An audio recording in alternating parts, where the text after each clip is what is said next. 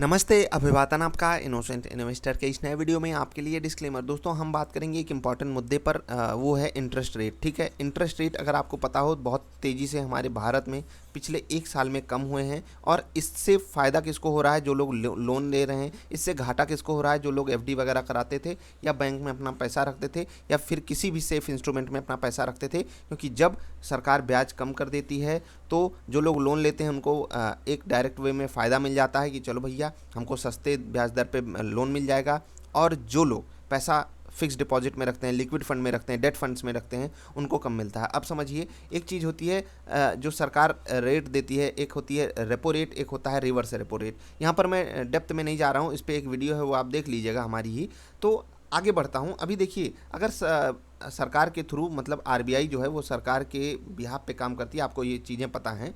RBI को ये सब चीज़ें हैंडल करनी होती हैं, इन्फ्लेशन वगैरह।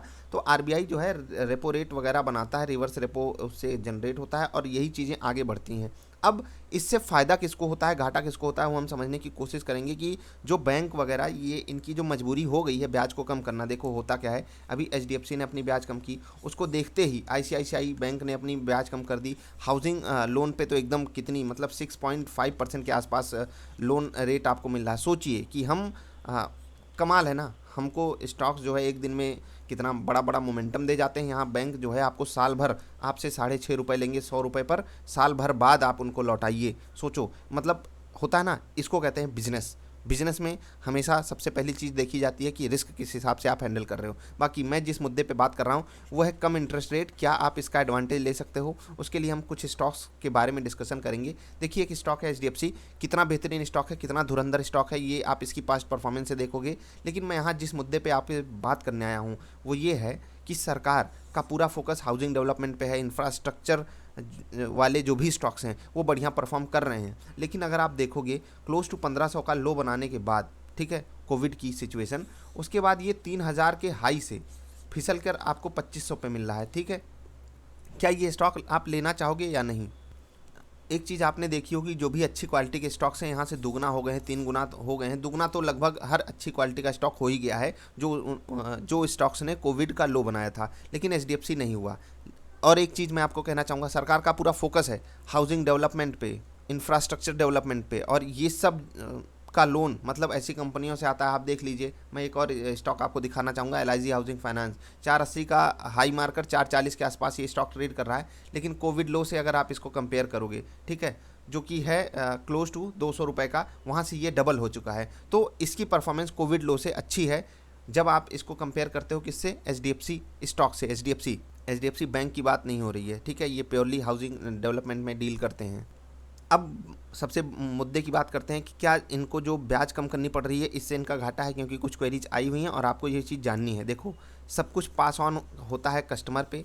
ये आपको फ्लोटिंग रेट पे लोन देते हैं, ठीक है। फ्लोटिंग रेट क्या होता है ये आप सर्च कर लीजिएगा, इन्वेस्टोपीडिया पे आपको मिल जाएगा। लेकिन इनको कोई ऐसा दिक्कत नहीं आ रही है। लेकिन स्टॉक में जो गिरावट है इसका प्योर कारण ये है कि जो एनपीएज आ सकते हैं आने वाले समय में, सुप्रीम कोर्ट की टाइमलाइन ख़त्म हो रही है, उसके बाद सिचुएशन किस हिसाब से बन रही हैं, ये सब चीज़ों को देखते हुए इन स्टॉक्स में थोड़ी सी गर्दिश चल रही है।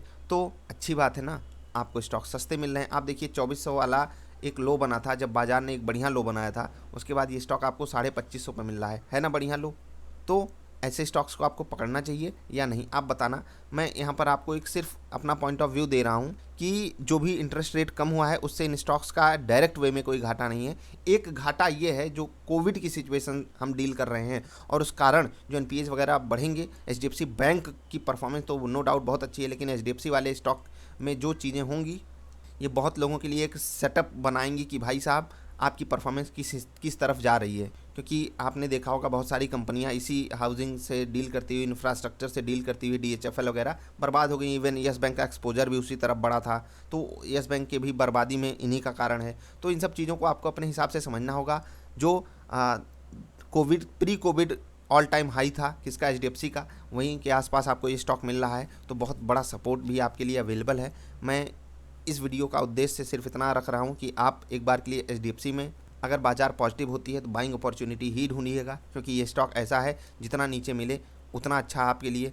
आप इस स्टॉक की वैल्यू मैं कभी आपको बताऊंगा कितनी बड़ी वैल्यू है एचडीएफसी की, एचडीएफसी इटसेल्फ की। बहुत बड़ा बड़ा स्टेक इनके पास एचडीएफसी बैंक में है, एचडीएफसी लाइफ में है। तो यहाँ पर इन्वेस्टमेंट करने की आपको पूरी छूट है। एलआईसी हाउसिंग फाइनेंस, यहाँ पर मैं आपको इन्वेस्टमेंट की सलाह नहीं देता हूँ। नो डाउट कंपनी ये भी अच्छी है, ठीक ठाक रेवेन्यू भी जनरेट करती है, कोई दिक्कत है नहीं। लेकिन अगर मुझे कोई चीज़ पिक करनी होगी तो मैं एचडीएफसी पिक करूँगा। घाटा एज सच कुछ नहीं है, कंपनियों को अपने हिसाब से काम करना होता है। सरकार अगर रेट कम करेगी तो ये भी कम करेंगी, पास ऑन करना ही पड़ेगा कस्टमर पे, नहीं तो अन्य बैंक्स जो हैं वो डील मार ले जाएंगे और सब आकर वहीं पर लोन लेंगे। ठीक है, तो जिनके पास डबल आई स्विंगर पैटर्न है वो इस पर ज़रूर फोकस करेंगे और अपने हिसाब से भी आप देख लीजिएगा कि आपको सपोर्ट मिल रहा है, कि आपको एक अच्छे क्वालिटी का स्टॉक एक अच्छे करेक्शन के बाद मिल रहा है, क्या बाजार भागने को तैयार है, क्या ये स्टॉक नहीं भागेगा, क्या डाउनसाइड रिस्क अन्य स्टॉक्स के मुकाबले यहाँ पर कम है या नहीं। ये सारे पैरामीटर्स पे अगर आपका स्टॉक मैच करता है तो आपको बाई करना चाहिए। ठीक है, तो यही सब चीज़ें आपको देखनी होती हैं कि स्टॉक में। एक स्टॉक की और बात करूंगा, इंडसइंड बैंक। आपने देखा होगा जब बाजार में गिरावट आई थी तो यहाँ पर एक बड़ी गिरावट हमको देखने को मिली, लेकिन अभी तो ये पिक्चर है, पिक्चर का ट्रेलर है, सॉरी पिक्चर अभी बाकी है। कैसे?